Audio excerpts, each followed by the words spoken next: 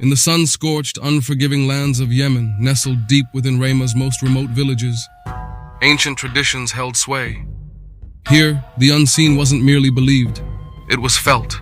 A pervasive presence woven into the very fabric of existence. For generations, untouched by the rushing currents of the modern world, every unexplained misfortune, every sudden turn of fate, every chilling whisper carried on the wind, was attributed to an ethereal realm. A world teeming with spirits and the dark machinations of sorcery. Shamans, seers, and conjurers wielded a strange, often terrifying authority. Their arcane knowledge passed down through the ages, a chilling inheritance. Even in their devout faith, people found themselves ensnared by superstition, turning to those who claimed dominion over the jinn. Among these enigmatic figures, one name resonated with a chilling reverence: the Sheikh of the Farhan lineage. He was more than a practitioner, he was a master, spoken of in hushed tones that echoed across the valleys, his very name a tremor in the air. His power over the jinn was legendary, his family's roots twisted deep into the occult, stretching back beyond memory.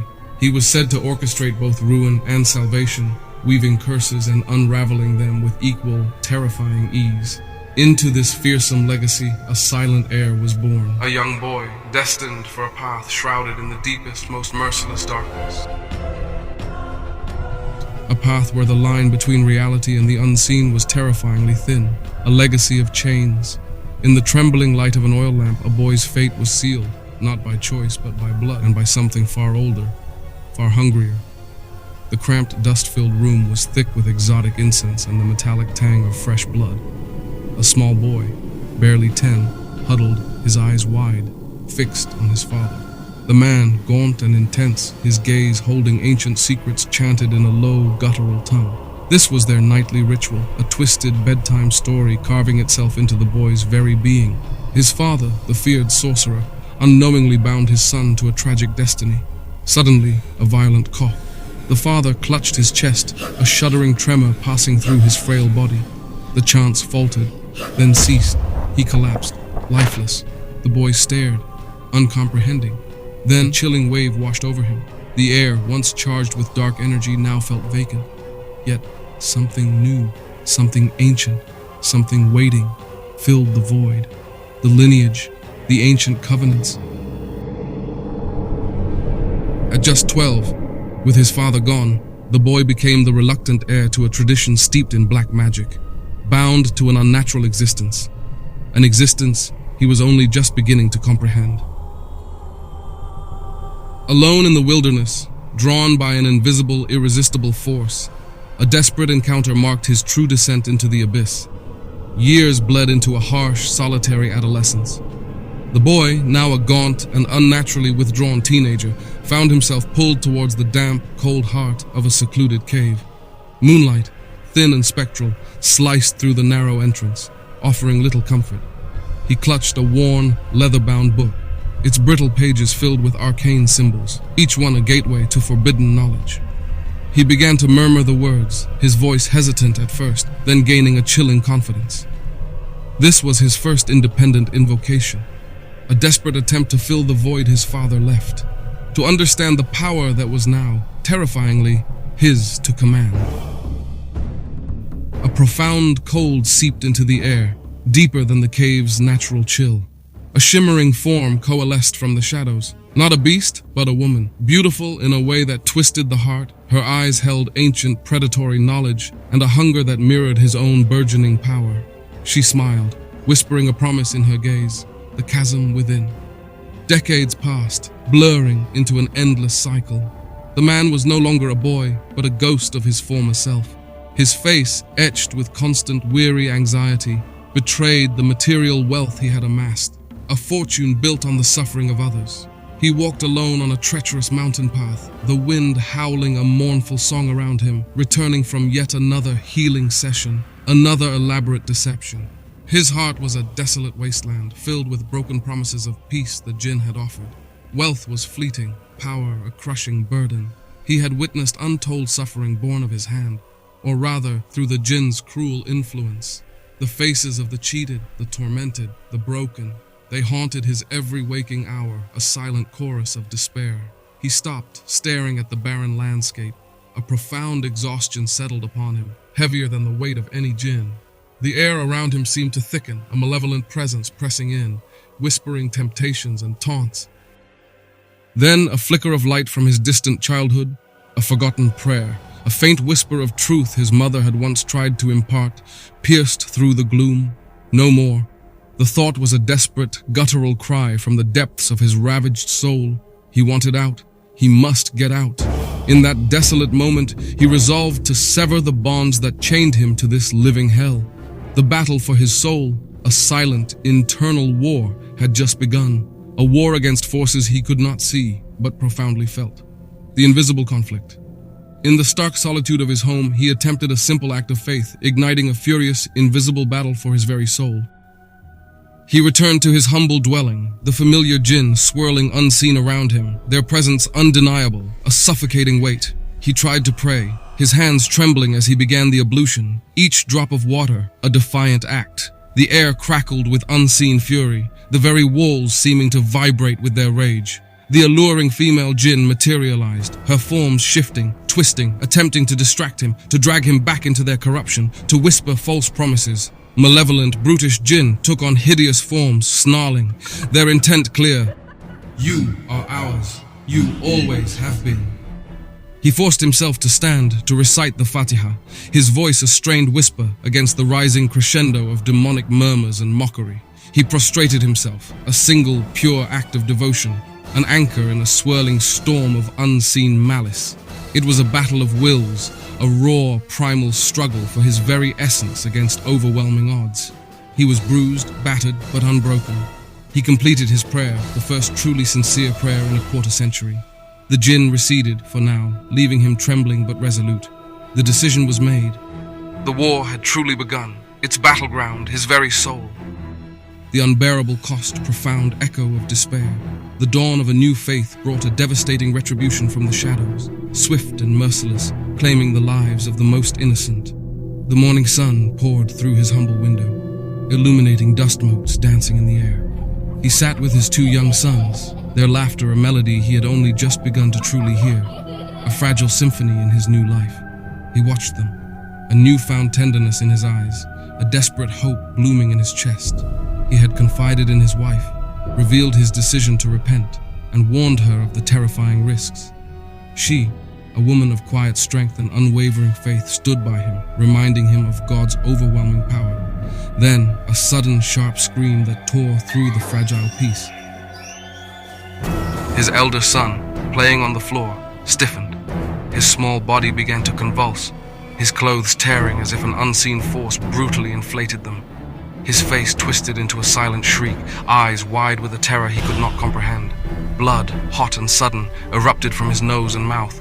The man lunged, but an invisible barrier, a wall of pure malevolence, held him back. He watched in horror, paralyzed by the sheer, brutal power of the unseen. His son, his beloved child, fell lifeless.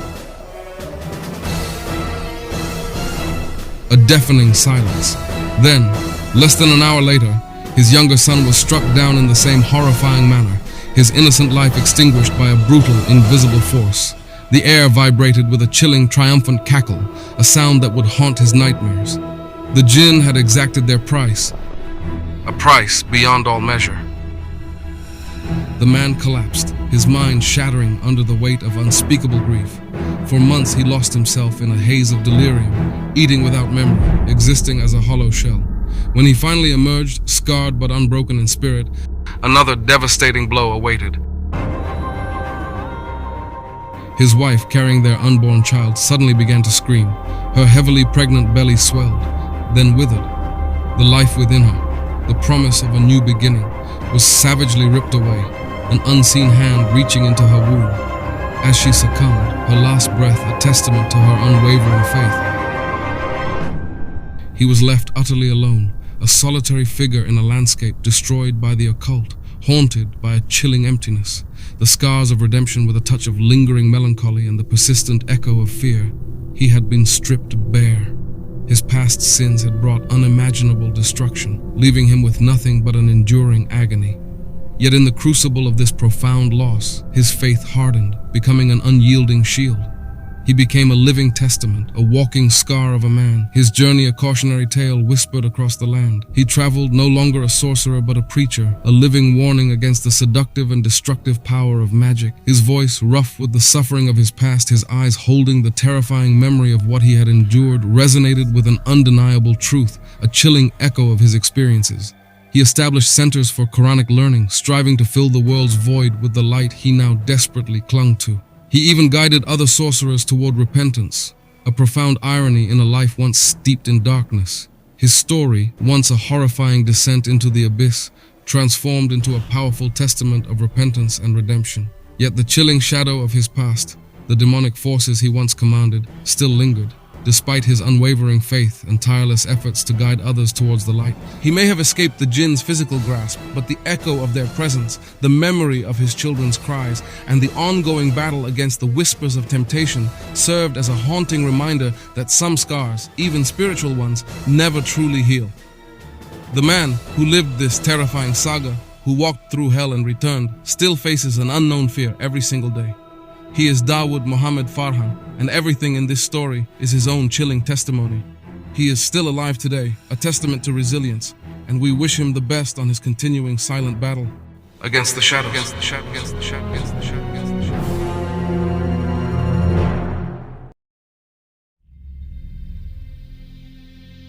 In the depths of the Libyan Sahara, where ancient caravan routes once carried merchants between Tripoli and the far kingdoms of the south, there stands a forgotten well. The Berber elders who still remember the old ways speak of it only in whispers, crossing themselves and muttering protective prayers when its name is mentioned. This is the story of Ahmad al-Barghouti, a water diviner whose fate became intertwined with that cursed place in the winter of 1953. Ahmad was known throughout the region as a man who could find water where others saw only death. His wooden divining rod had led dozens of villages to life-giving springs, and his reputation stretched from the Mediterranean coast to the deep desert. But there was one place he had always avoided: the ruins of Qasr al-Jinn, the ancient fortress that locals called the Palace of the Spirits. The Italian colonial authorities approached him with a generous offer: find water near the ruins to supply their new administrative outpost. The money was more than Ahmad could earn in 5 years of normal work. But when they mentioned the location, he felt a chill run through his bones. There are places that should be left alone, he told them with a trembling voice. Qasr al-Jinn is not a place for the living. But necessity was pressing. His wife Fatima was sick and needed medicine from Tripoli, and his young daughter Aisha needed food. In the end, Ahmad agreed to the task, but with one condition.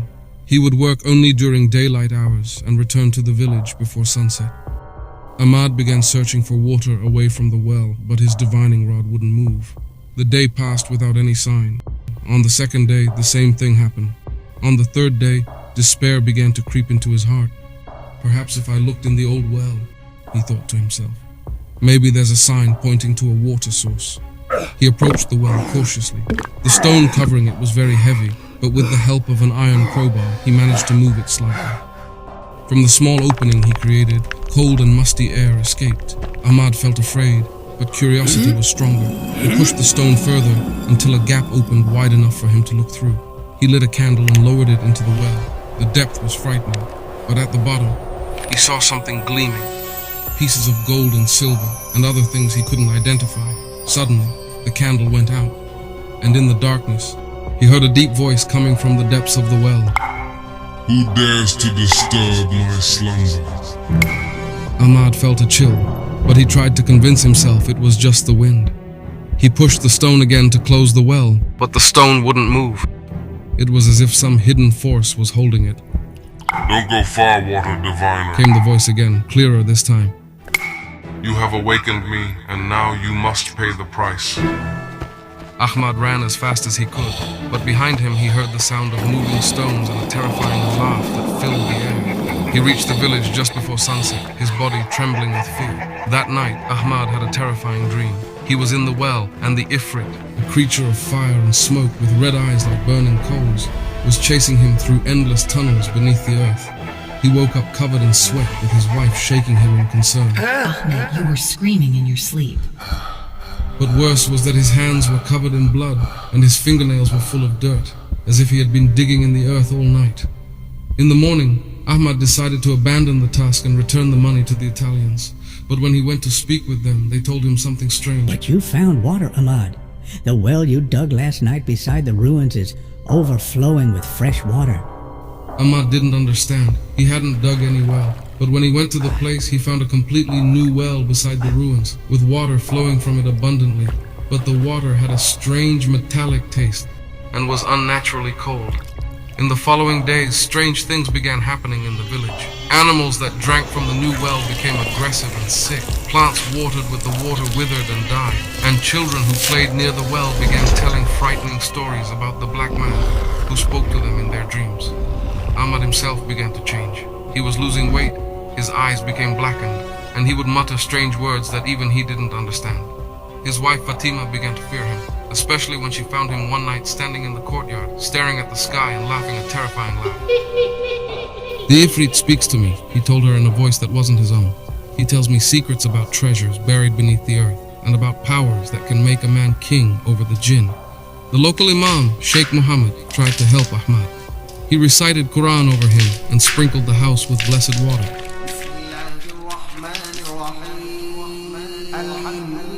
But nothing changed. In fact, things got worse.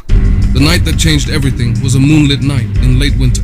Ahmad woke up in the middle of the night and left the house without saying a word. His wife followed him from a distance and was shocked by what she saw. Ahmad was walking toward the ruins, but his gait was strange. He was floating above the ground instead of walking on it. He reached the old well, which now had its stone cover completely open. He stood on the edge of the well and began speaking with something in the depths.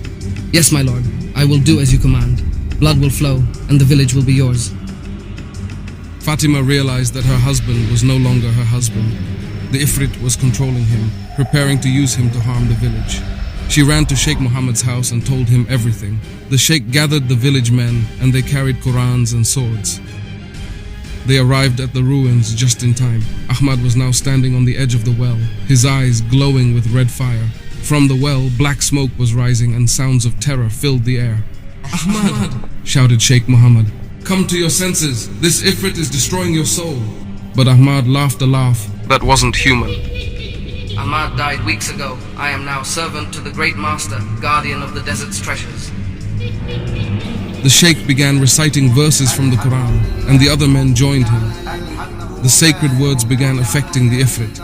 Ahmad started screaming in pain, and the black smoke began retreating into the well. You will not win. Screamed the Ifrit through Ahmad. This land has been mine for thousands of years. But the Sheikh continued reading, and the power of faith was stronger than the Ifrit's evil. Suddenly Ahmad fell to the ground, and black smoke came out of his mouth, returning to the well with a terrifying scream that shook the earth. The men rushed to seal the well. They brought large stones and cement and closed the opening forever. Sheikh Muhammad wrote Quranic verses on the stone covering the well and poured blessed water over it. Ahmad woke up hours later, but he remembered nothing of what had happened in the past weeks. He was weak and sick, but his eyes had returned to their natural color and his soul was free. But the village learned a lesson it would never forget. Some places should be left alone and not disturbed. To this day, the people of the region avoid the ruins, and the old well remains sealed, covered with sand and stones. But on stormy nights, people say you can hear the voice of the Ifrit from beneath the earth, screaming and cursing, waiting for another chance at freedom. And if you ask the elders about the place, they will tell you, there are places in this land older than man, and evils from darkness itself. The wise man avoids them, and the fool, please don't try to mess with them. This was the story of Ahmad al-Barghouti and the Ifrit that tried to control his village. A warning tale from the ancestors to future generations, to remind us that some secrets should remain buried in darkness.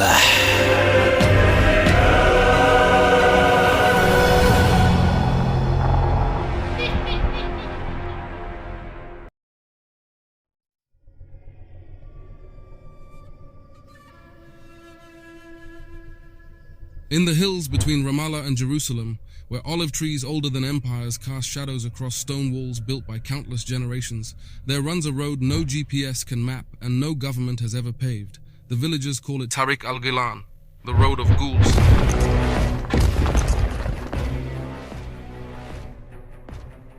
This This is the story of Ahmad the taxi driver, whose shortcuts through the mountains led him into a realm where the dead have unfinished business with the living.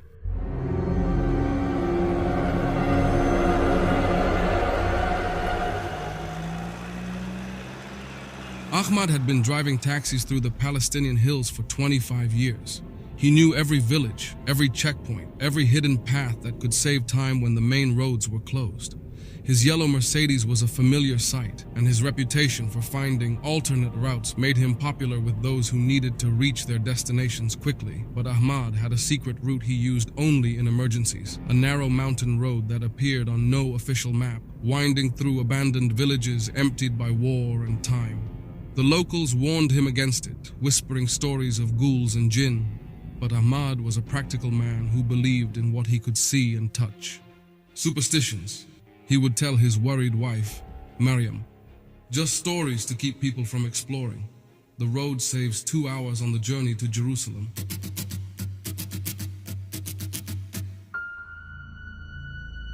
One evening in late October, Ahmad picked up an unusual passenger, an elderly woman in a traditional Palestinian thob, her face veiled, her hands henna'd in intricate patterns. She spoke in a dialect so old Ahmad had to strain to understand her. "Take me to my village," she said, pressing a heavy, warm gold coin into his palm. It was stamped with Arabic calligraphy he didn't recognize. "Which village, Sit?" he asked respectfully. "Kirbat al-Ma'in," she replied. "The village of the springs." Ahmad frowned. He had never heard of such a place. He knew every settlement in the region, but the coin was real and the woman seemed harmless. Perhaps it was a small hamlet he had overlooked. "I'll take you as far as I can," he said, starting the engine.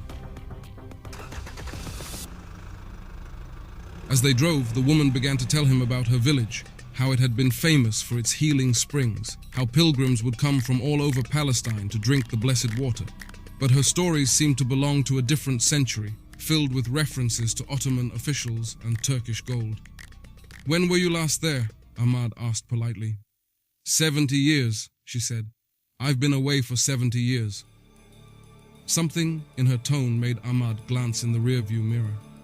In the dim light of the dashboard, the woman's face looked strange, too pale, too still. Her eyes reflected the light like an animal's. As they climbed higher into the mountains, Ahmad noticed the landscape changing in ways that made no sense. The road seemed to lead them through terrain he didn't recognize, past ruins that looked far older than any Palestinian village he knew. "Turn here," the woman said, pointing to what looked like nothing more than a gap between two ancient olive trees. "Sit, there's no road there," Ahmad protested. "There is a road," she insisted. "There has always been a road." And as Ahmad looked more carefully, he saw she was right. A narrow path materialized between the trees, paved with stones so old they seemed to predate the Roman Empire. Against his better judgment, Ahmad turned onto the hidden road. The Mercedes bounced, and the temperature inside the car began to drop despite the warm October evening. The road led them through a valley Ahmad was certain had never existed before. Ancient ruins rose on either side, not the familiar stone houses of Palestinian villages, but structures belonging to an older civilization entirely. Columns carved with symbols that predated Arabic, walls decorated with figures that looked more Canaanite than Islamic. "This is it," the woman said as they approached a cluster of buildings that seemed to shimmer in the moonlight. Kirbat al-Ma'in. But as Ahmad looked closer, he realized the village wasn't abandoned. Figures moved between the buildings, people dressed in clothing from many different eras.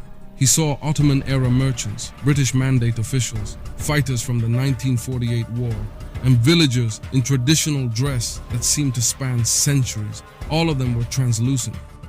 All of them were dead.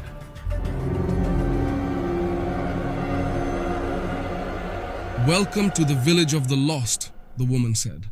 And when Ahmad looked at her again, she too had become transparent. Her traditional thob was stained with blood, and her henna-decorated hands showed the wounds of violence. I died in 1948.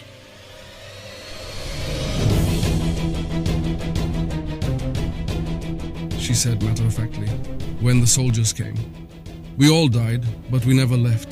We've been waiting for someone to remember us, to tell our stories." Ahmad tried to start the car, but the engine wouldn't turn over. The doors wouldn't open. All around them, the ghostly villagers began to approach, their faces filled with a desperate longing. Tell them we existed. An old man pleaded, his transparent hands pressing against the window. Tell them we had names, we had families, we had dreams.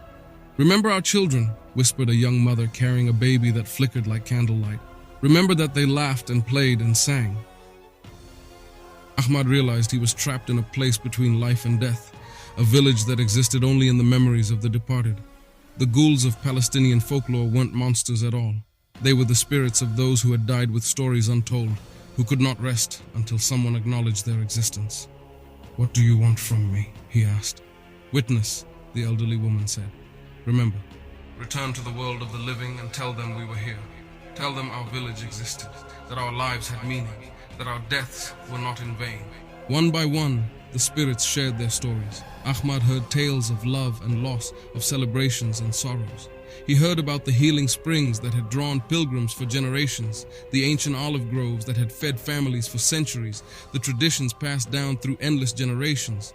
But he also heard about the night the village died, the gunfire, the screams, the desperate flight through the mountains that ended in a massacre at the sacred springs.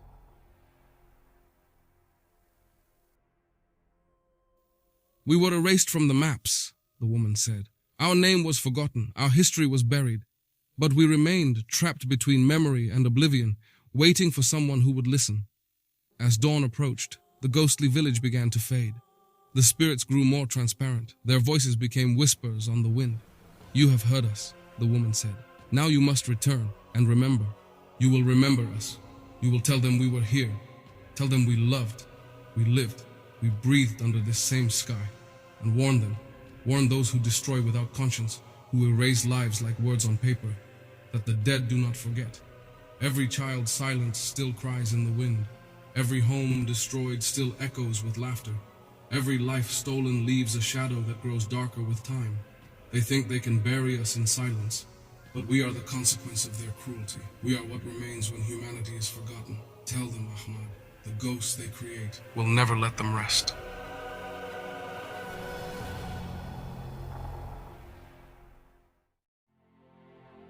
In the old quarters of Baghdad, where the narrow alleys twist like the plots of ancient storytellers and the shadows hold memories of 1,000 years,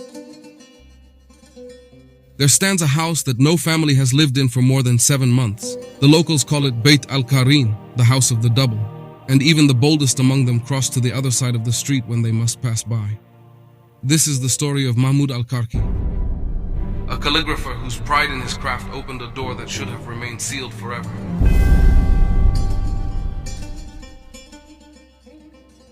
The finest calligrapher in all of Baghdad, his Arabic script flowing like liquid poetry across parchment and marble. The wealthy merchants commissioned him to inscribe their business contracts, and the religious authorities sought his hand to copy sacred texts. But Mahmud's greatest pride was his personal workshop in the old house he had inherited from his grandfather. The house was ancient, its walls built from the same bricks that had once formed the palaces of the Abbasid caliphs. In the basement, behind a door that his grandfather had always kept locked, Mahmud discovered a room filled with the most beautiful calligraphy he had ever seen. The walls were covered with Arabic text written in a script so perfect it seemed to glow with its own inner light. But as Mahmud studied the writing more closely, he realized something disturbing. The handwriting was identical to his own, down to the smallest flourish and curve. Impossible, he whispered to himself. No two scribes write exactly alike. The text itself was strange. Verses that seemed to be from the Quran, but with subtle changes that made them feel wrong, like familiar prayers spoken backwards. At the center of the room stood an ornate desk with parchment, ink, and reed pens, arranged as if someone had just finished writing. Mahmud's wife, Zainab, found him there hours later, staring at the walls with wide eyes. Husband, what is this place? And why you look so pale? Someone has been copying my work, Mahmud said, his voice barely a whisper. But this writing is older than I am. Some of these texts look like they were written decades ago. Zainab approached one of the walls and began to read. Her face went white as she recognized the prayer her husband had written for their wedding invitation, but with words that spoke of death instead of joy, of curses instead of blessings. This is evil, Mahmoud. We must seal this room and never speak of it again. But Mahmoud could not stay away. Night after night, he returned to the basement room, studying the mysterious calligraphy. He began to notice that new writing appeared on the walls. Fresh ink that had not been there the day before, always in his exact handwriting style. One night, as he sat copying a particularly beautiful verse, he heard the scratch of a reed pen behind him. He turned, but the room was empty. Yet when he looked back at the wall, new words had appeared, written in wet ink that gleamed in the candlelight. Welcome, brother of the pen. I have been waiting for you.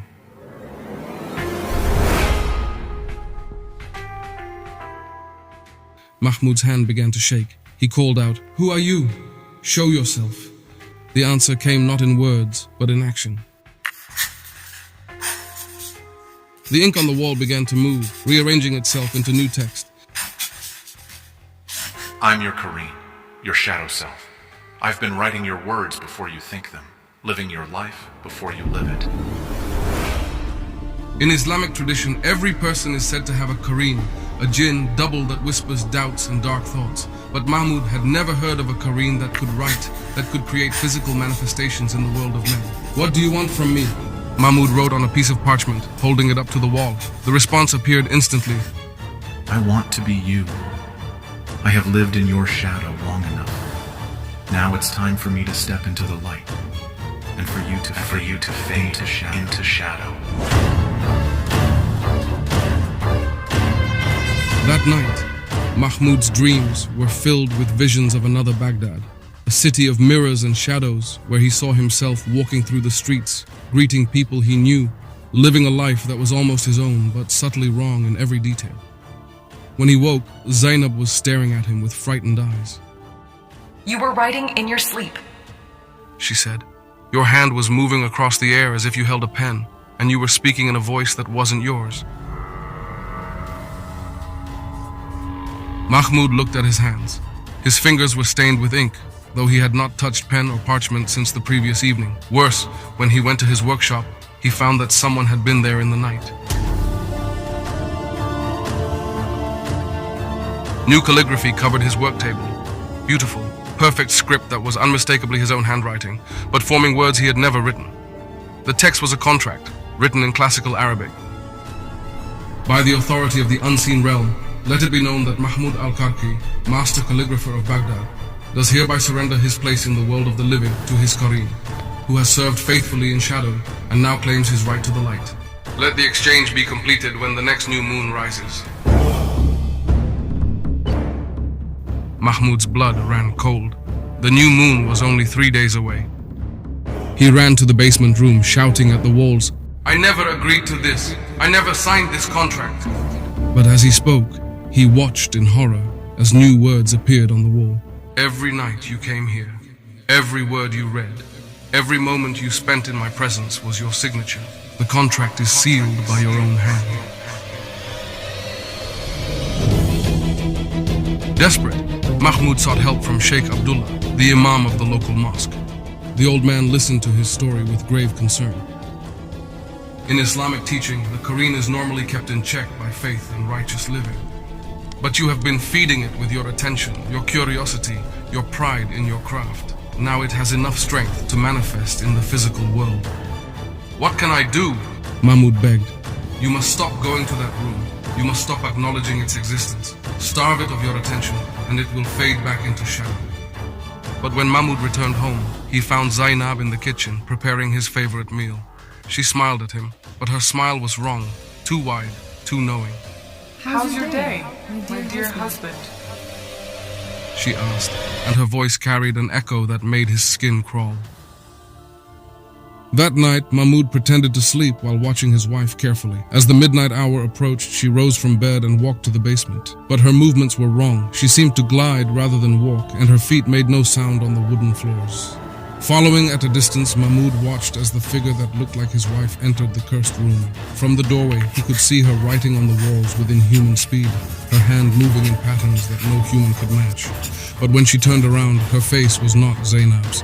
It was his own face, but twisted with a cruel smile that he had never worn. You cannot hide from me, Mahmud, the thing said in his own voice. The Qareen is growing stronger. The Qareen had not just copied his handwriting. It had learned to copy his entire existence. I know your every thought before you think it. I am you, but perfected. I am you, but free of doubt and weakness. Mahmud fled the house and spent the night in the mosque, praying until dawn. When he returned, he found his neighbors gathered in the street, talking in hushed tones. Such a tragedy, one of them said. Mahmud al-Karki found his wife dead in the basement.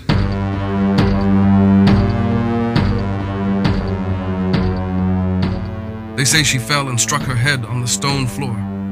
But Mahmud knew the truth. The Qareen had killed Zainab to complete its transformation, to remove the one person who might have questioned its impersonation. He tried to tell the authorities, but who would believe such a story? And when he looked in the mirror, he saw his own face looking back. But the eyes held a malevolent intelligence that was not his own. I am in control now, his reflection whispered. You are the shadow, and I am the substance. In the days that followed, Mahmud's friends and neighbors noticed changes in him. His calligraphy became even more beautiful, but the words he wrote seemed to carry a dark influence. Business contracts written in his hand led to betrayals and bankruptcies. Wedding invitations brought divorce instead of joy. Even his copying of religious texts seemed to drain the faith from those who read them. But only Mahmud knew the truth, that he was becoming the Qareen, the shadow self, while his double lived his life with perfect malevolent skill. He made one final desperate attempt to break free. On the night of the new moon, he entered the basement room with a torch, intending to burn the cursed calligraphy and destroy the Qareen's power. But as he held the flame to the wall, he realized his mistake. The writing was not the Qareen's prison. It was his own. Every word, every verse, every beautiful script was a chain that bound him to the shadow realm. The torch fell from his hand as he felt himself growing transparent, fading like morning mist. In the doorway stood his perfect double, solid and smiling. Thank you, brother, the Qareen said in his voice. Your place in the world is mine now, and your place in shadow is yours to keep. The last thing Mahmud saw was his own face, wearing an expression of triumph he had never felt. Then the world faded to gray, and he found himself trapped in the space between the walls, watching as his double lived his life with cruel perfection. The Qareen had won. It walked through Baghdad, wearing Mahmud's face, practicing his trade, sleeping in his bed. But the calligraphy it created carried a poison that spread through the city like a plague of bad luck and broken dreams.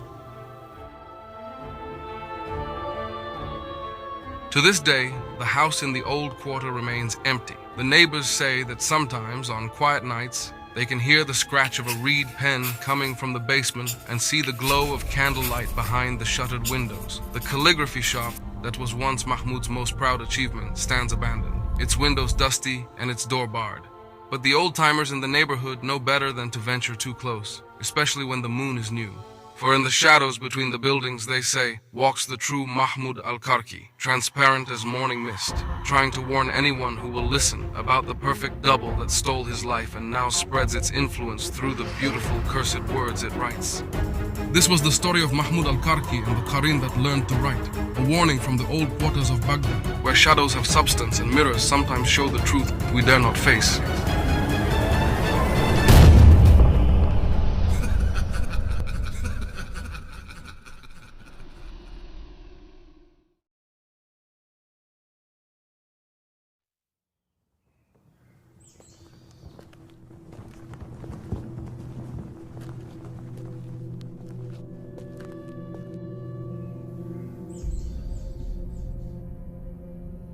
This is Dr. Amina Hassan, anthropologist, researcher, rational scientist. 3 weeks ago, she entered the Sahara Desert to document the Tuareg people. She came back like this. They're coming for me. I can't let them Hide!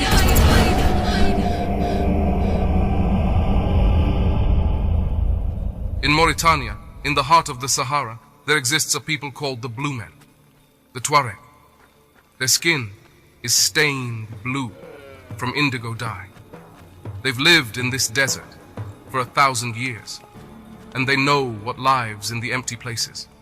The Kel Esuf, desert spirits, jinn. For centuries, the Tuareg have known which places belong to the spirits, where not to go, what not to touch, sacred boundaries that keep the living separate from the dead. Dr. Amina Hassan came to document their disappearing traditions. She was respectful. She followed their customs. She thought respect would be enough. For days, she learned. She listened.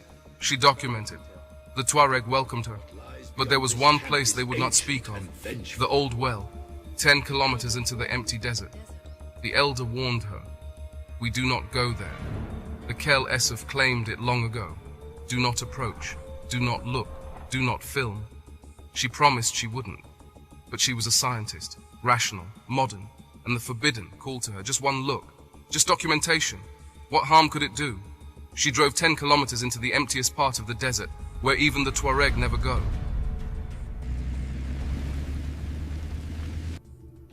She found it. The old well of Kel Esuf. Abandoned for 500 years. Forbidden. She approached slowly. Cautious but curious. The scientist in her couldn't resist. She looked down into the darkness, and the darkness looked back. The moment she disturbed the water, it began. Blue liquid, crawling up her legs. She couldn't move, couldn't scream, paralyzed. When she returned, they knew. Without a word, they knew. Elder Mossa looked at her with eyes that had seen this before. You went to the well. You looked inside. The Kel Esuf has marked you. That night it began, the indigo staining. But this wasn't dye. This came from inside, spreading, darkening, claiming her. Day 2, the blue spread faster. Her skin, her eyes, her voice. The Tuareg healer tried every ritual, every prayer. Nothing stopped it. Day 3, she was losing herself. 2 voices, 2 languages. The jinn was speaking through her, and her body was no longer human. Day 4. Amina Hassan was gone. 3 weeks later they found her, wandering the desert, alive. But what came back wasn't Dr. Amina Hassan. The well had sent her back, as a warning. The Tuaregs still tell her story. The outsider who looked into the forbidden well, who ignored the warnings, crossed the sacred boundaries, and became what she feared. The well still stands. The Kel Esuf still wait, patient, eternal, hungry. And if you ever find yourself in the Mauritanian desert, and you see an old stone well surrounded by dead trees, Hide! On the shores of an ancient coastal city, where waves crashed against rocks and the air carried the scent of salt and fish, lived a young fisherman named Youssef. He was handsome, strong, and brave, yet he carried a deep sorrow after losing his family in a violent sea storm.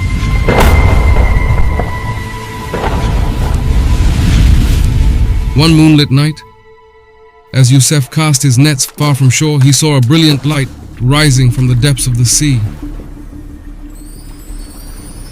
He cautiously approached in his small boat, only to discover a woman of indescribable beauty.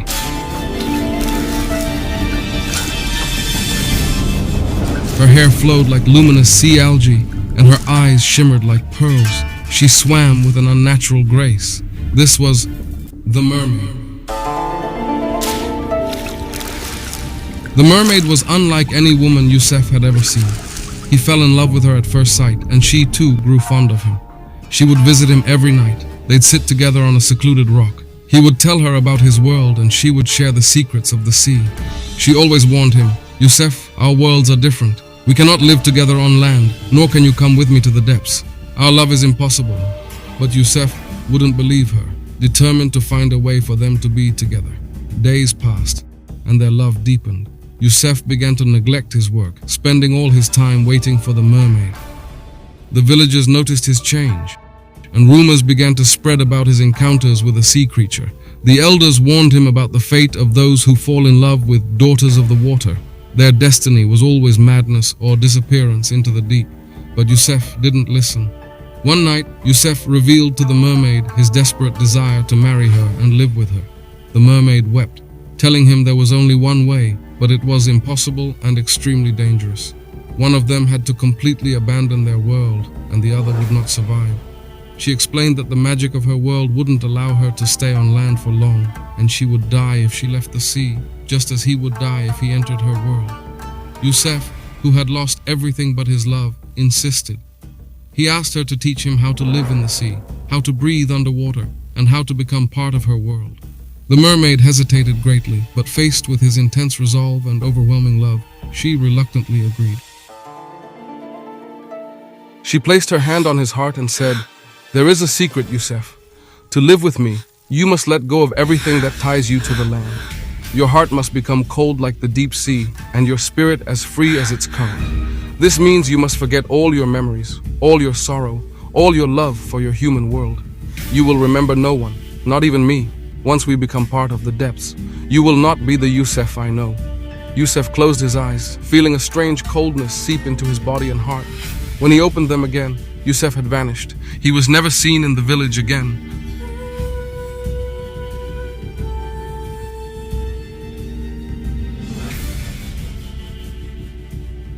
The villagers assumed he had drowned, gone mad, or been taken by the mermaid to an unknown fate. But the story doesn't end there. Many years later, on a stormy night, an old fishing boat from the village struck a large rock far at sea and split in two. The fishermen on board were on the verge of drowning. Suddenly, a massive sea creature appeared, its eyes gleaming in the dark like pearls, its body strong as rock. The creature rescued the fishermen one by one, pushing them safely towards the shore, then disappeared into the depths. One of the elderly fishermen, who had been a friend of Yusef, looked deeply at the unknown creature and then whispered, "No sea creature could possess such strength and intelligence except..." He didn't finish his sentence.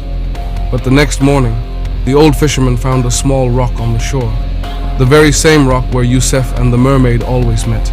On that rock, there was an old amulet made of fish string and a small seashell, the same amulet Yusef had always worn around his neck, a gift from his mother.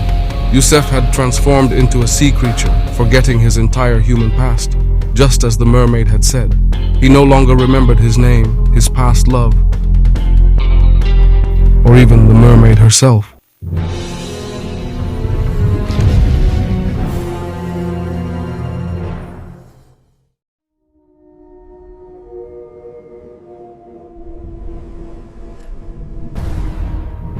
Dive Sep, the white demon of Mazanda.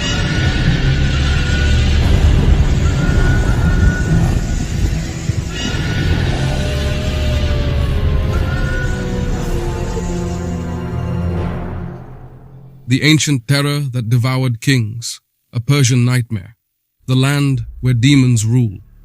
In the ancient mountains of Mazandaran, where the Caspian Sea meets the towering peaks of the Alborz Range, there exists a realm where the very air reeks of malevolence. In some texts, the land of the Div is known as Mazandaran, not to be confused the present-day province in contemporary Iran. This is the kingdom of the Divs, the demonic servants of Ahriman, the Lord of Darkness himself. And among all these creatures of pure evil, none struck more terror into the hearts of men than Divi Sepid, the white demon.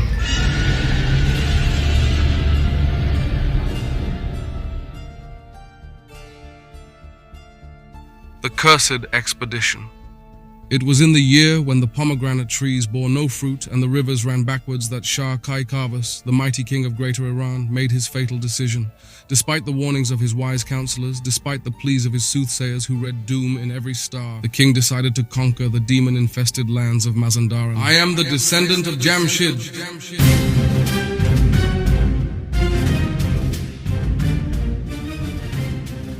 He declared from his ivory throne, his voice echoing through the marble halls of Persepolis. No creature, mortal or demon, shall deny me dominion. 700 of his finest warriors answered his call. Veterans of countless battles, men who had never known fear, they marched into Mazandaran with silk banners flying and armor gleaming like captured sunlight. They had conquered armies of men.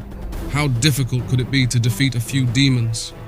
They would learn the answer in the most horrific way possible. The demon's domain. The moment they crossed into Mazandaran, the very world seemed to twist around them. In the younger Avesta, the divas are divinities that promote chaos and disorder. In later tradition and folklore, the Dews, Zoroastrian Middle Persian, New Persian divs, are personifications of every imaginable evil. The trees grew backwards, their roots reaching toward the sky. The sun appeared to move in the wrong direction. Horses refused to drink from streams that ran uphill, but it was the silence that truly unnerved them. In a land that should have been alive with the sounds of nature, there was only the whisper of wind through twisted branches and the distant echo of something that might have been laughter or screaming. On the third night, as the soldiers huddled around fires that cast shadows in the wrong directions, he came.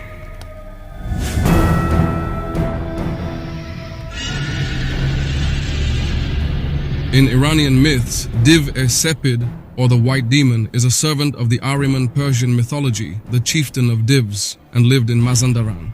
He was massive beyond comprehension, a mountain of pale flesh that seemed to glow with its own malevolent light.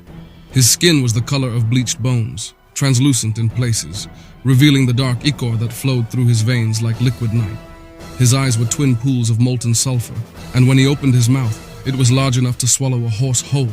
Rows upon rows of fangs, each one longer than a man's sword, dripped with the blood of previous victims. His breath was the stench of 1,000 charnel houses, and his voice was the sound of mountains cracking apart. The devouring darkness. Welcome, little king. The white demon spoke, his words causing the very ground to tremble. I have been so hungry lately. What followed was not a battle, it was a harvest.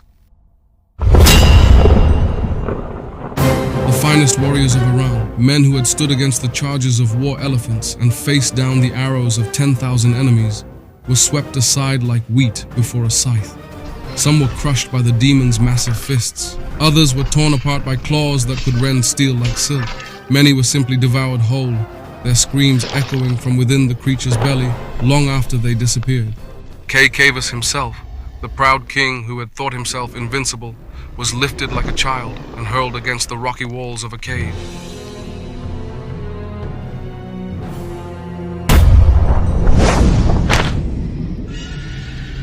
The white demon imprisoned Cavus, the king of Greater Iran, and his army in a cave. Those who survived the initial slaughter found themselves trapped in a prison of living stone, where the walls wept blood and the air itself seemed to conspire against them. The nightmare captivity. For months, the survivors endured torments that defied human comprehension.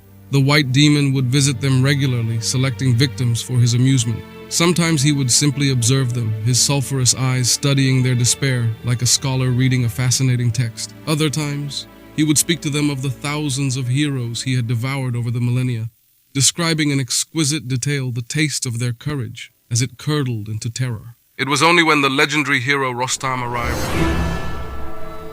that the white demon's reign of terror finally ended. After a hard fight, Rostam killed the white demon and released the prisoners. But the battle was not won without cost. For 7 days and 7 nights, the two titans fought, their combat reshaping the very landscape around them. When Rostam finally drove his sword through the demon's heart, the creature's death scream shattered every mountain in Mazandaran.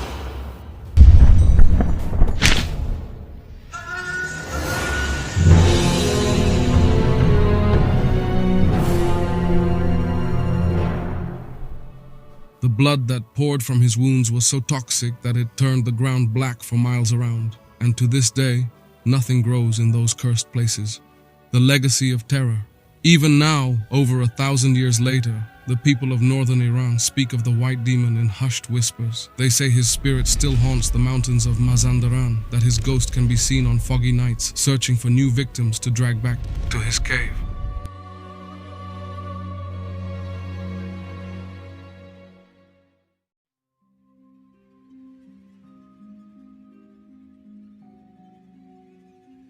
In the narrow alleyways of Old Kuwait, when the evening call to prayer echoes across the city and shadows grow long between the coral stone houses, the elders still whisper of her. She is not found in official records or textbooks. Her story is passed down from grandmother to grandson, murmured around campfires, hinted at on desert drives. Her name strikes fear into the hearts of men who dare venture out alone after dark. al-Duwais, mother of the sickles.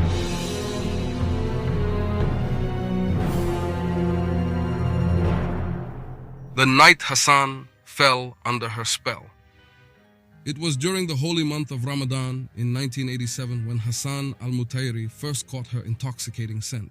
A successful pearl diver and merchant, Hassan was walking home from the late evening prayers through the quiet streets of Kuwait City. The air was still and heavy, carrying the distant sound of dhows creaking in the harbor.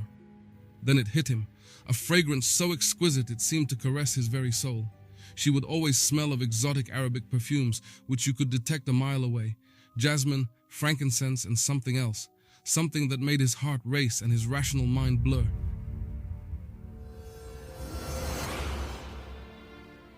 The vision of perfect beauty.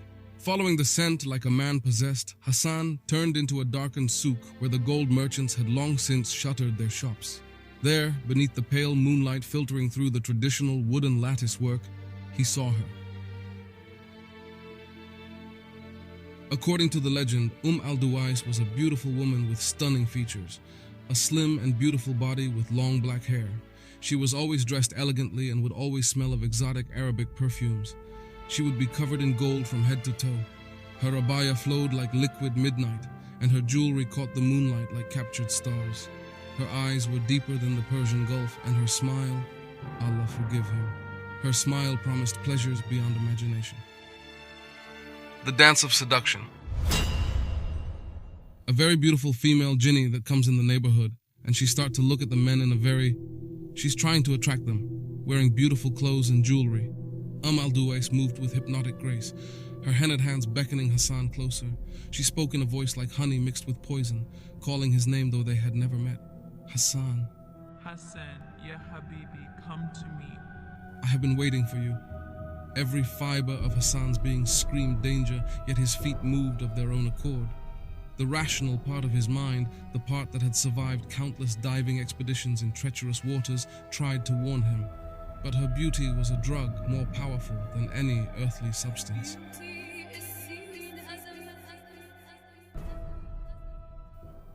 The terrible truth revealed.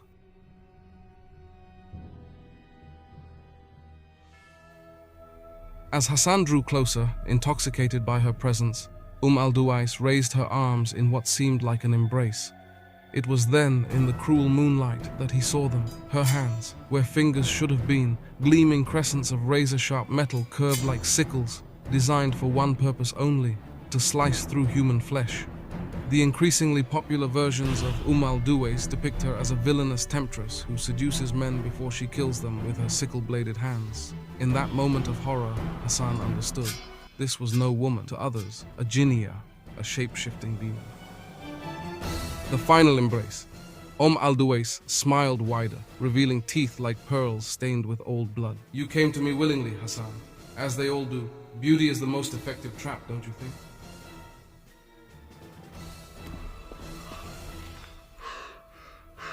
Hassan tried to run, but his legs felt like lead. The perfume that had drawn him now seemed to choke him, filling his lungs with its cloying sweetness. Her sickle hands reached for him, and he could see the stains on the metal, the remnants of countless other men who had followed that irresistible scent into the darkness. The morning discovery.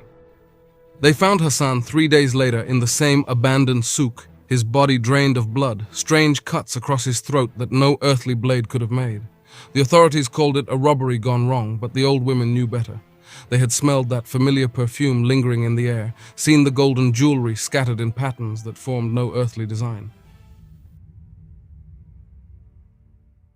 The warning lives on her beauty is seen as a metaphorical weapon, a symbol of temptation used to deliver moral lessons. The story of al-Duwais serves as more than mere folklore. It is a warning carved into the collective memory of Kuwait. She appears to men who stray from righteousness, who are unfaithful to their wives, who succumb to worldly temptations. In Emirati folklore, al-Duwais is a spirit of beauty and terror combined. Her story serves as both a cautionary tale and a sobering reminder of the dangers lurking in the shadows. She walks among us. Still, even today, in modern Kuwait, with its gleaming towers and busy highways, the legend persists. Men report catching glimpses of an impossibly beautiful woman in traditional dress, her perfume trailing behind luxury cars on the highway. Security guards in office buildings whisper of a woman who appears in empty corridors, her jewelry chiming softly in the silence. And sometimes, on still nights when the wind carries the scent of jasmine and frankincense through the streets of Kuwait City, wise men hurry home to their families, remembering the fate of Hassan al-Mutayri and countless others who followed their desires into the darkness. For in Kuwait, beauty can be the most dangerous trap of all, and al-Duwais, she is always hunting. Beware the woman who is too beautiful, who smells too sweet, whose jewelry shines too bright in the darkness, for she may not be a woman at all, but death itself, wearing the face of desire.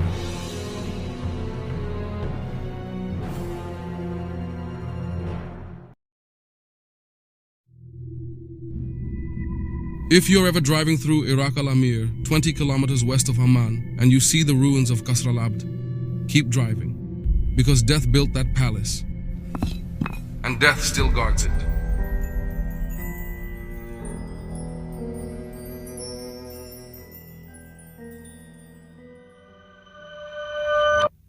The torches flickered against the pale stone walls as Master Tobias walked through his slave's impossible creation.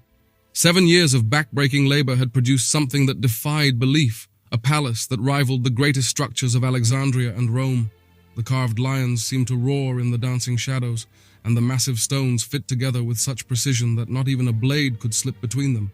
His slave, Khalil, stood waiting in the great hall, his hands still covered in limestone dust, his eyes bright with hope and exhaustion.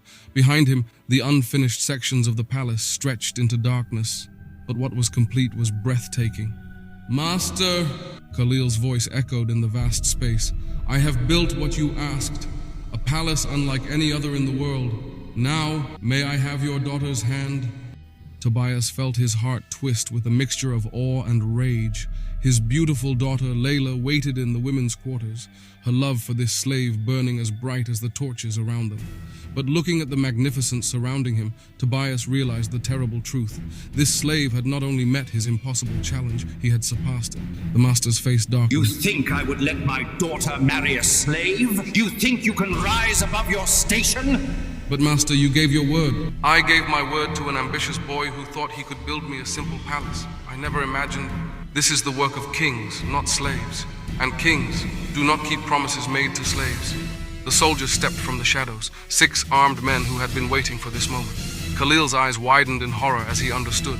"Master, please, I built this for her, for love. I kept nothing for myself." "That," Tobias said coldly, "is your mistake." The blade entered Khalil's back just as he turned toward the unfinished eastern wing where his beloved waited. He fell forward, his blood pooling on the perfect marble floor he had laid with his own hands. His last breath was her name. Layla. From the women's quarters came a scream that echoed through the palace halls, a sound of heartbreak so profound that even the carved lions seemed to weep. That night, as Khalil's body was hastily buried in an unmarked grave, strange things began to happen. The master's dreams were filled with the sound of chiseling, of stones being moved, of a voice calling Layla's name. He would wake to find fresh mortar on his clothes, though he had touched no walls. Layla, in her grief, refused all food and water. She stood at the palace's highest window, looking out over the unfinished eastern wing, and wept until her tears ran dry. On the 7th night after her beloved's murder, she threw herself from that window, choosing death over life without love. As her body struck the courtyard stones, the earth itself seemed to shudder. Cracks appeared in the perfect walls. The carved lions' faces twisted into expressions of rage. And from somewhere deep in the palace, foundations came a sound like grinding stone, the sound of a builder who would never rest. The historical background about 20 kilometers west of Amman, in the village of Iraq al-Amir, stands the ruins of this very palace, Qasr al-Abd, Castle of the Slave. The palace was never finished. Hyrcanus died in 175 BC, and the palace was later destroyed by the devastating Galilee earthquake of 363 AD. But those who know the real story understand. It was never the earthquake that doomed this place. It was cursed from the moment innocent blood was spilled on its marble floors. Today, local folklore speaks of ghostly figures roaming the palace grounds and strange lights appearing at night. The structure, unfinished and partially ruined, is said to be haunted by the spirit of Hyrcanus, the builder who met a tragic fate. But the locals tell a different story. They say it's not just Hyrcanus who haunts the ruins. It's the slave from the legend, still trying to finish his masterpiece, still seeking justice for the betrayal that cost him his life and his love. What people report visitors often describe an unsettling feeling as they explore the ruins. Local stories include the Phantom Builder. People report seeing a figure in ancient clothing moving stones and working on the walls, especially during foggy nights. When approached, the figure vanishes. The Weeping Woman. Some visitors claim to hear a woman crying, believed to be the master's daughter mourning her lost love.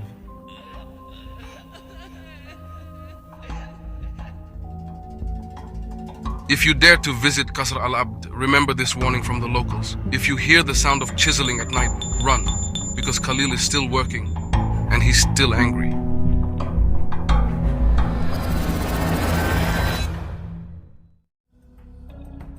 The Midday Donkey, a chilling Saudi Arabian tale. Humar al-Qaila, the terror that stalks at noon. The heat of the desert sun. In the scorching deserts of Saudi Arabia, when the sun reaches its merciless peak and the sand burns like molten glass beneath your feet, there exists a terror that defies all logic. The Bedouins whisper of it in hushed tones around their campfires, their weathered faces etched with genuine fear. They call it Humar al-Qaila, the midday donkey. The cursed hour. It was during the sacred hour of Kailula, the midday rest when all sensible creatures seek shelter from the brutal desert heat, that Ahmed first encountered the creature. A seasoned trader who had crossed the Arabian Peninsula countless times, Ahmed thought he knew every danger the desert could offer. He was wrong. The caravan had stopped near a dried wadi, the merchants and their camels seeking whatever shade they could find among the scattered acacia trees. The heat shimmered off the sand in waves, creating an otherworldly mirage that danced on the horizon.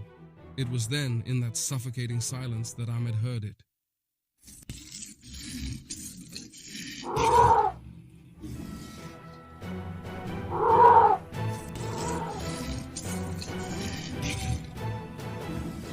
The sound was wrong, not the familiar bray of their pack animals, but something deeper, more haunting, as if the very desert itself was crying out in anguish.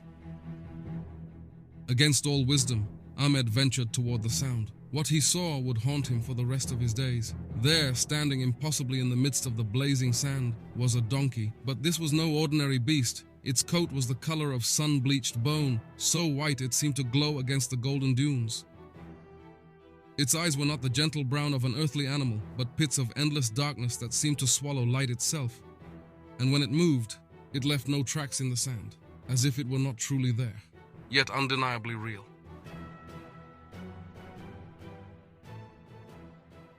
The creature fixed its terrible gaze upon Ahmed and began to move away, always staying just within sight, always beckoning him deeper into the wasteland.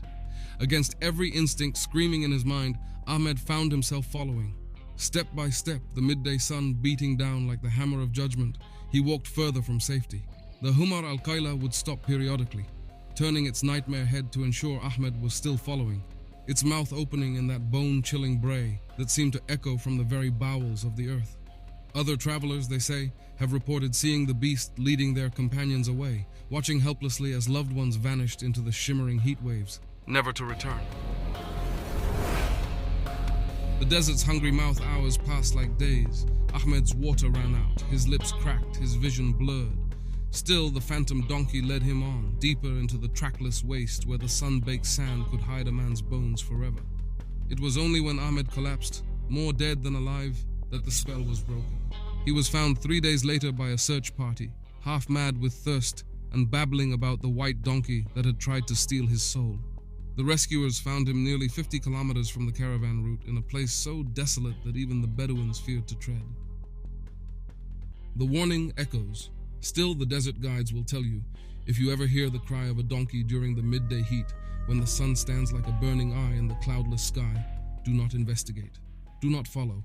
Cover your ears and recite your prayers, for the Humar al-Qayla seeks only to lead the living into the eternal silence of the deep desert. They say it is the spirit of a merchant who once cheated pilgrims on their way to Mecca, condemned to wander the wastes in the form of a beast of burden for all eternity. Others claim it is one of the jinn, a desert demon that feeds on the life force of the lost and dying.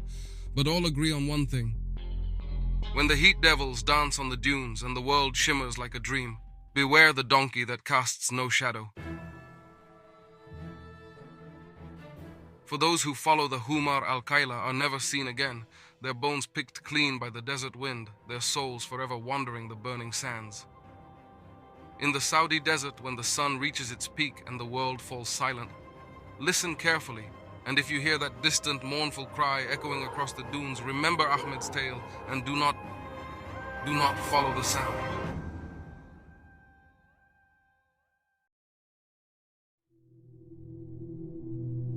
In the sultry heat of Alexandria, 1919, when the Mediterranean winds carried whispers of war's end, a different kind of darkness was taking root in the narrow alleys of Al-Laban district. The port city buzzed with life, its markets teeming with women adorned in gold, their jewelry catching the sunlight like beacons of prosperity.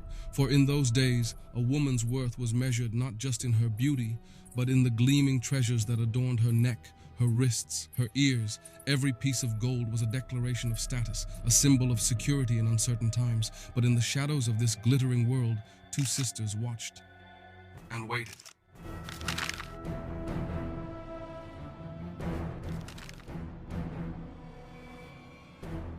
Month after month through 1919 and into 1920, reports flooded into Alexandria's police stations. Women, mothers, daughters, wives were vanishing without a trace.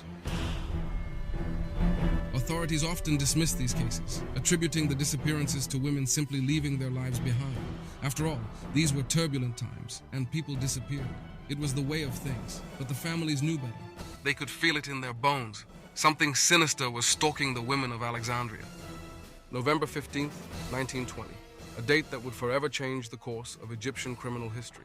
An elderly man in the Al-Laban district made a discovery that would haunt him for the rest of his days.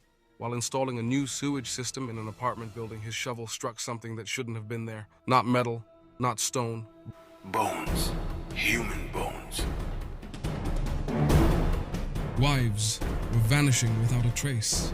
17 souls would disappear from the streets of Alexandria, leaving 17 families wondering, searching, and pleading for answers that wouldn't come. The missing women shared one fatal commonality. They had all been seen wearing their finest jewelry on the day they vanished. The nauseating stench that rose from the earth told a story of death and decay. When police arrived at the scene, following the putrid smell that neighbors had been complaining about for weeks, they uncovered a horror that defied imagination. Beneath the ground floor apartment, buried in shallow graves, lay the decomposing remains of 17 women. The missing women of Alexandria had been found. The forensic examination revealed the terrible truth. Each victim had been suffocated, their bodies showing signs of struggle, their valuables stripped away. The official investigation determined that the victims died of suffocation and that jewelry theft was the primary motive. But the method was far more sinister than simple robbery. The police investigation led them to two sisters, Raya and Sakina Ali Hammam. Along with their husbands, Hasabala and Abdalal, they had orchestrated a scheme of such calculated cruelty that it shocked even seasoned investigators.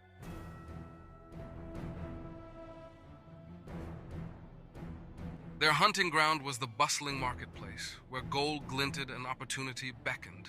The sisters had perfected their deadly art. "I have much finer goods at home," one sister would whisper conspiratorially. imported treasures, and I offer excellent financing terms. The victim, enticed by the promise of rare goods and flexible payment, would follow the sisters to their house of horrors.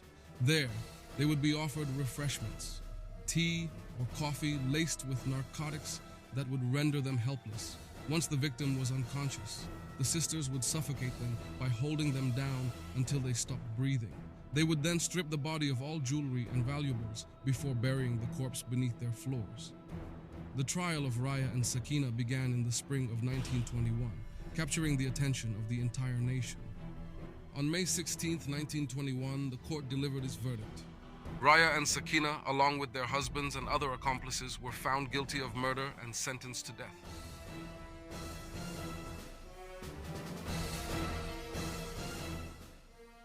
The house in Al-Laban district still stands today, its foundations forever stained with the blood of 17 innocent women. Their names may have been forgotten by history, but their story remains. A chilling reminder that in the pursuit of gold, some are willing to sacrifice everything, including their humanity. The case of Raya and Sakina would become legend, inspiring countless retellings in Egyptian literature, theater, and film. But beneath the sensationalism lies a darker truth, that in the shadows of every glittering marketplace, predators may still be lurking.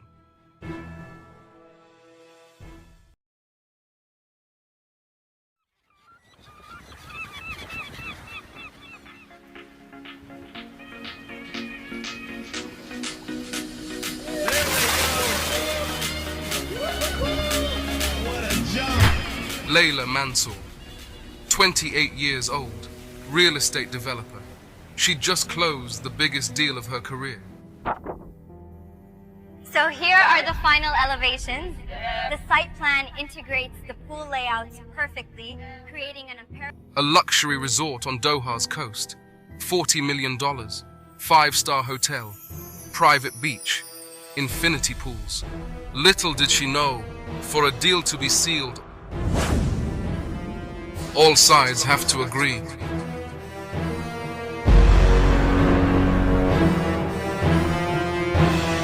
Before oil, before skyscrapers, before everything modern Qatar became, there were the pearl divers.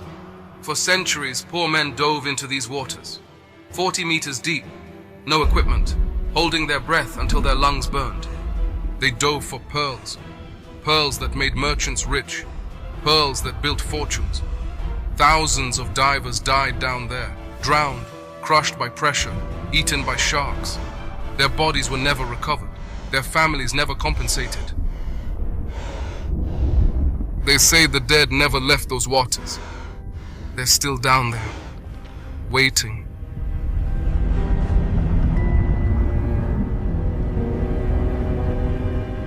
Night fell. The party got louder. More champagne, toasts to profit. Rashid decided to swim. His money made this deal possible. He wanted to see the sight from the water. Sophie, Layla's architect, followed with her underwater camera, wanted footage of the location for renderings. Rashid was floating above the construction site, laughing. Then he stopped, looked down into the deep. Pale figures rising from the darkness below, dozens of them, swimming up toward him. Something grabbed his ankle, pulled hard. He was dragged down so fast the camera barely caught him. Sophie surfaced screaming, showed everyone the footage. Pale hands, dead faces, something taking him down. Panic. Layla called the Coast Guard. No signal. Her phone had full bars an hour ago. The engine wouldn't start. Omar, the construction foreman, looked over the side with a flashlight. The propeller was wrapped in old ropes, diving ropes, rotted, ancient. The same ropes his crew would be pulling up next month during demolition. He dove down to cut them free. That's when he saw them. Figures floating in the water. Men in old diving clothes. Waterlogged skin. Black eyes. Dozens of them. The men whose graves he'd be destroying. Just watching, waiting.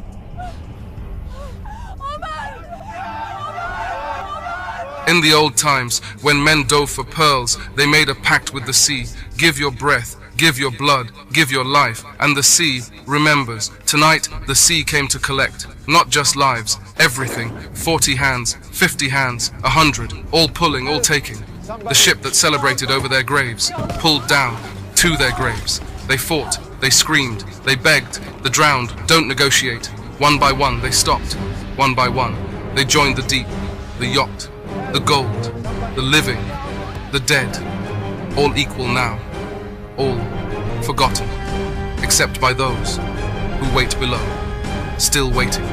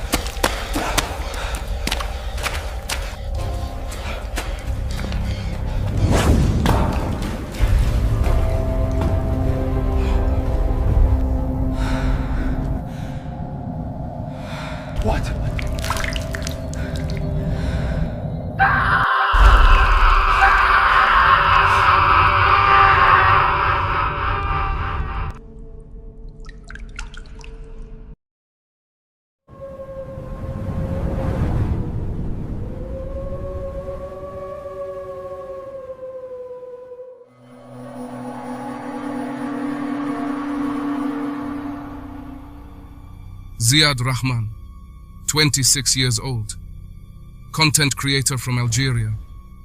He had a thing for the forbidden, abandoned places, haunted ruins, caves the locals warned him to stay away from. 247,000 people followed his channel. They loved watching him go where they never would. One day, Ziad decided to film something different, not just explore a mysterious location, but go live from inside it. Let his audience see everything in real time.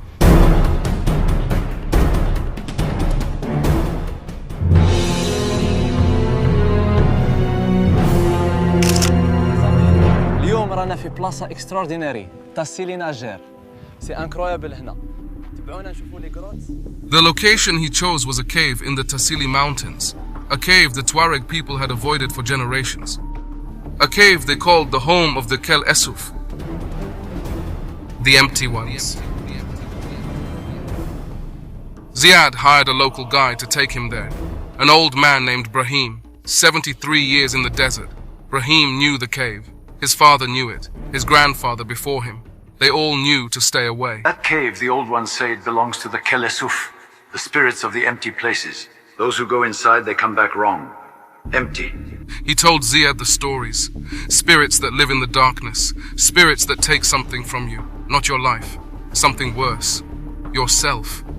Ziad listened, thanked him, and ignored every word.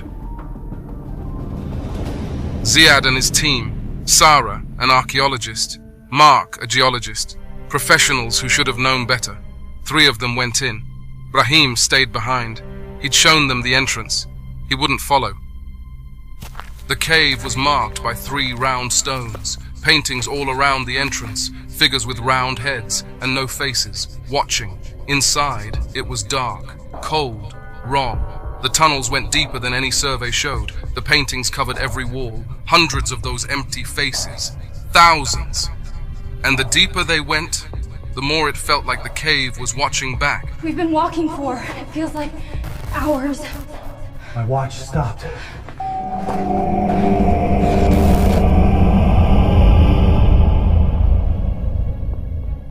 Time stopped working properly. Their watches froze. Their phones showed impossible hours. They walked for what felt like a full day through passages that should have taken minutes. Then the paintings started changing. New images appeared on the walls. Fresh, wet. Paintings of 3 people entering a cave. Paintings of them. Someone was inside with them, recording their journey, painting it onto the stone in real time. We split up. Cover more ground. That's insane. We stay together. We're running out of battery power. This is logical. 5 minutes. Then back here. That's when they made the mistake. They split up. 3 tunnels, 3 people, 5 minutes each, then meet back. But they never met back.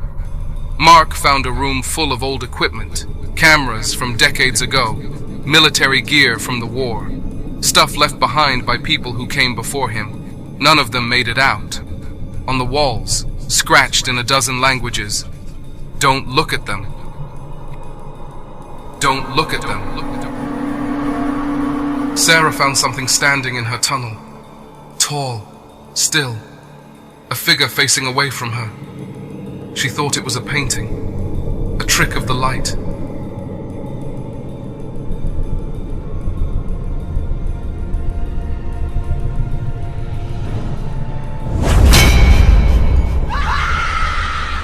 Sarah?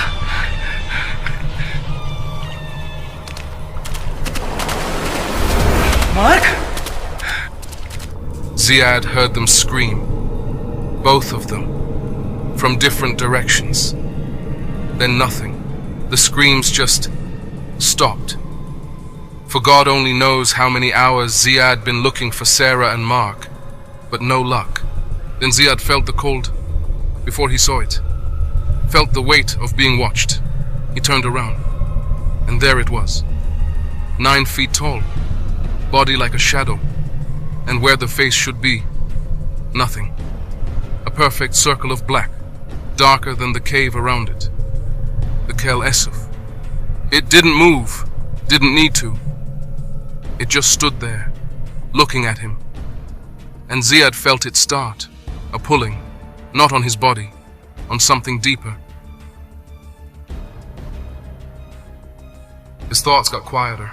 His memories got dimmer. Everything that made him, started draining away. The thing wasn't killing him. It was emptying him. Taking the part of him that thinks it's Ziad, leaving everything else behind. Something in him fought back. Not a thought, just instinct. The animal part that doesn't want to stop existing. He ran, through tunnels that didn't make sense, through chambers covered in those watching faces, through darkness so thick he could feel it on his skin. His flashlight fell, hit the ground. The beam pointed back the way he came, his shadow on the wall, and next to it another shadow. His own shadow.